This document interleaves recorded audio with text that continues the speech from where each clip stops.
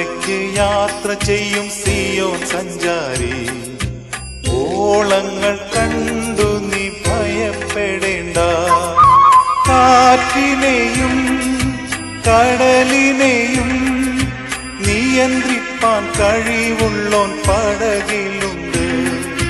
കാറ്റിനെയും കടലിനെയും നിയന്ത്രിപ്പാൻ കഴിവുള്ളോൻ പടകിലുണ്ട്.